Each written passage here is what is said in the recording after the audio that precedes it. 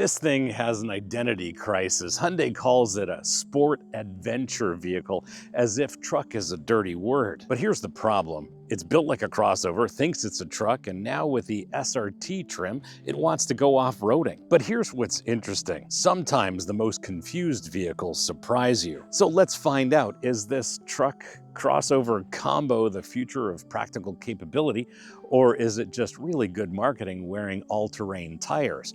Buckle up, my friends. Let's go for a drive.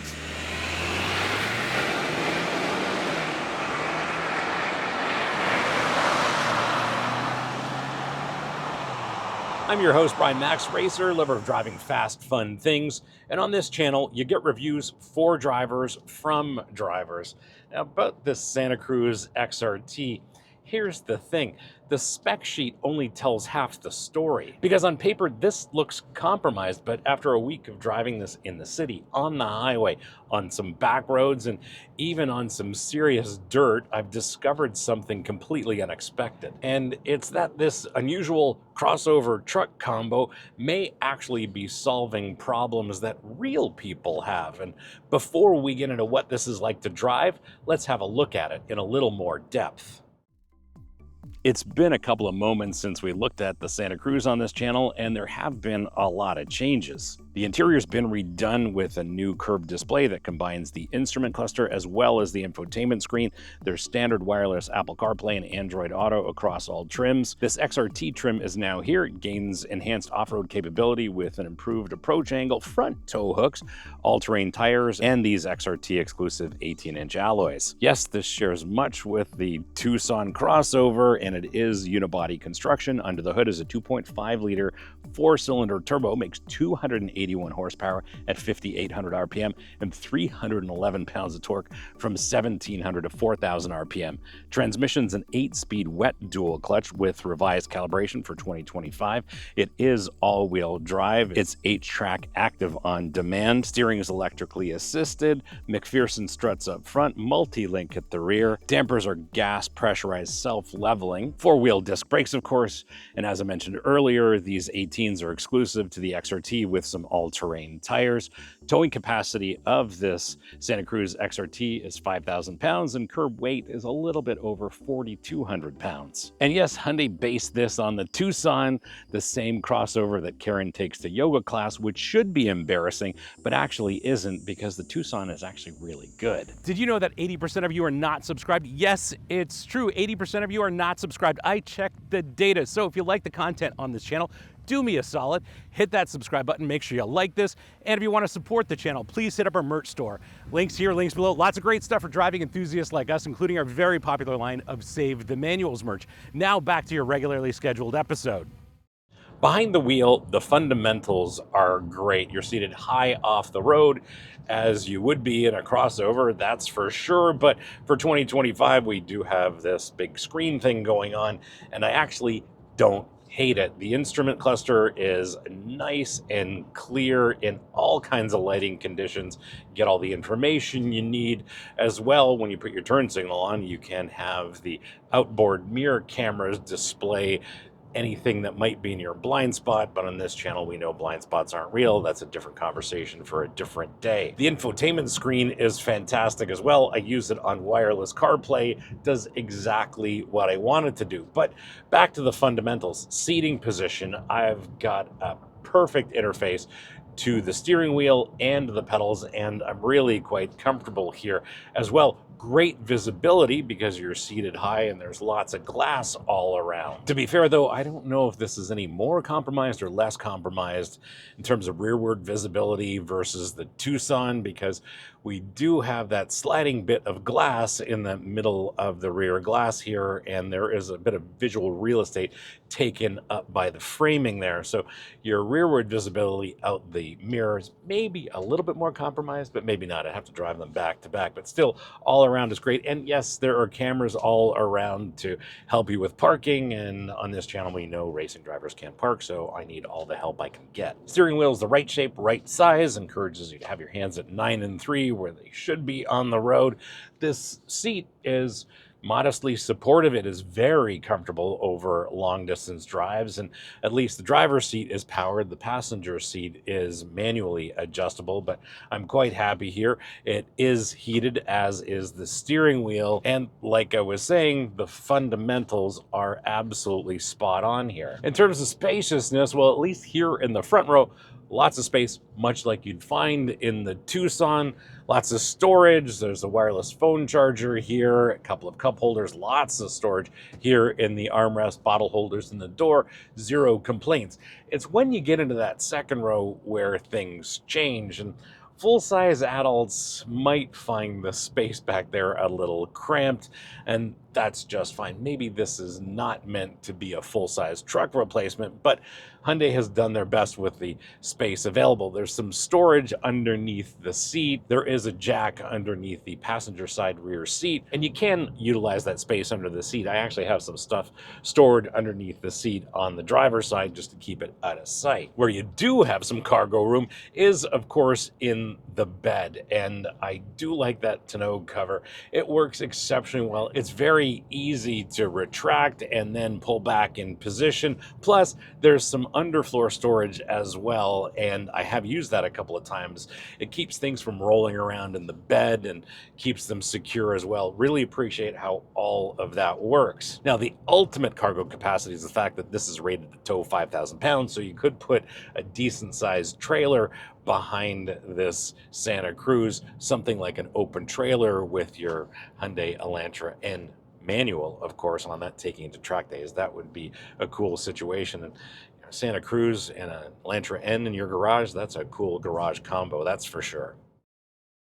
In terms of acceleration, this is much quicker than it looks and maybe quicker than you think it should be, but all credit is due to the 2.5-liter turbo and the dual clutch, because when you do launch this thing, it feathers the clutch a little bit so that you do get maximum acceleration. I was very impressed with that, because if you do need to launch this quickly, it's very capable of doing it. 0 to 60 is 6 seconds flat. Top speed is somewhere north of 130 miles an hour, which is certainly more than fast enough in this part of the world, but what I do appreciate is how quickly this accelerates in the real world. Anytime you need to get up to speed, whether it's accelerating from a stoplight, whether it's accelerating up to highway speeds, this thing has your back. It is very, very quick in the real world. What I do have to mention about the dual clutch is that it's not as quick to go from reverse to drive or drive to reverse as I'd like. For example, I do a lot of 3-point turns when we're producing these episodes, and it's just a little bit slower than I'd like. And I do think some owners have different experiences with the dual clutch. It is maybe a bit of an acquired taste or a bit of a learning curve, but once you get accustomed to it, it does all the right dual clutch things. For example, does brilliant rev match downshifts, making your braking zones when you're approaching a corner absolutely perfect. Now, when you're driving normally, as normal people do, not crazy racing drivers, the transmission works exactly the way it should. Shifts are smooth up and down the box.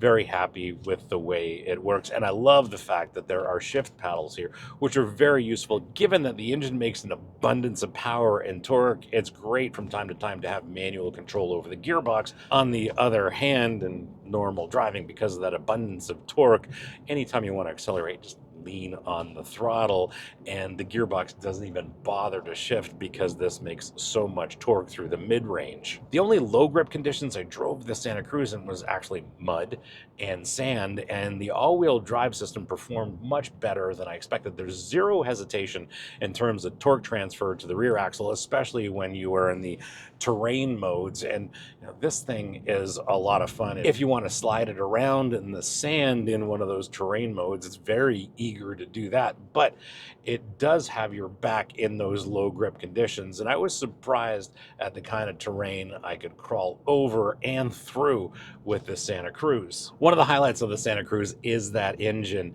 and it's not just the peak numbers that it makes, the big torque numbers, the big power numbers, it's how all of that's delivered. The thing is, peak torque hits at 1,700 RPM and stays there until 4,000 RPM, which is just where you need it. And that means this engine engine is always in the sweet spot during normal driving. And for me, I just like how linear and predictable it feels. There's no turbo lag, no sudden power drops, just smooth progressive acceleration. It's the kind of power and torque delivery that builds confidence instead of anxiety when you're trying to accelerate. Now, in this channel, we know that off-road performance is primarily determined by the tire. And unlike the Tucson XRT, what Hyundai did with the Santa Fe is they'd actually put a proper all-terrain tire. And I had all the confidence to go anywhere I needed to go with this. But what was telling is that the rest of the driveline, as well as the special terrain modes, were all up to the task. And this went much further and much deeper off-road than I was actually expecting. The combination of this base Santa Cruz with this drivetrain plus the way it's been enhanced with this XRT trim actually works off-road. Given how the all-wheel drive system worked for me off-road, I'm very impressed. It seems like it's very well resolved here. The torque transfer to the rear axle is seamless and invisible. I never felt it working. I just noticed that I had traction when I needed it. Combined with the engine and the dual clutch, it's kind of like having your cake and eating it too. Except your cake is vehicular competence, and somehow that metaphor is supposed to make sense. In day-to-day driving, this Santa Cruz shines in terms of ride quality because it's based on the Tucson crossover instead of a traditional body-on-frame truck-style architecture, and that makes all the difference in the real world. Even though the suspension design is fairly simple, it still soaks up road imperfections without feeling floaty and keeps the body controlled in corners without beating you up over expansion joints. It's the kind of suspension tuning that takes real engineering skill, like making a souffle that doesn't collapse. And I will say you can hear these all-terrain tires of this XRT package in most driving situations, but as far as I'm concerned, I'm willing to accept that compromise given how far I was able to take this thing off-road. As a racer, I'm highly sensitive to brake pedals, and this one's actually when it does exactly what I want it to do. Pedal feel is linear and progressive. Modulation allows me to be precise, and stopping power is more than adequate given the Santa Cruz's intended use and its curb weight. And it's the kind of brake tuning that actually makes you forget that this thing has brakes because it just brakes so well.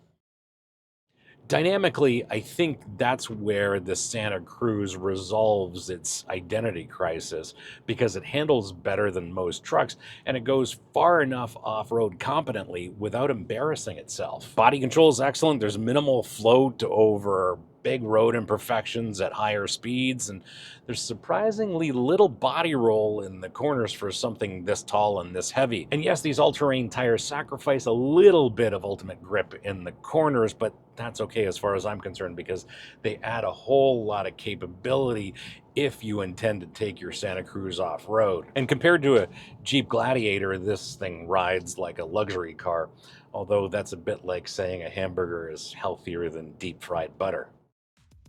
How do you spec yours? Well, that's a fairly easy question to answer. What you are looking at is a 2025 Hyundai Santa Cruz XRT finished in canyon red paint and the black not leather interior. Base price in the US for the XRT is $40,250, add $500 for a canyon red paint, and as tested, it's $40,750 US. In Canada, base price is $47,499, add $250 for this canyon red paint, and as tested is $48,249 Canadian. These prices are before freight, taxes, fees, etc. How do you spec yours? Well, don't overthink it. The XRT includes everything you actually need: all-wheel drive, the turbocharged engine, decent interior materials, and enough off-road capability to justify the whole aesthetic. It's refreshingly simple, and if you need a Santa Cruz that does a little bit of off-roading, well, the XRT is a no-brainer. Now, before you get all excited about buying your Santa Cruz XRT,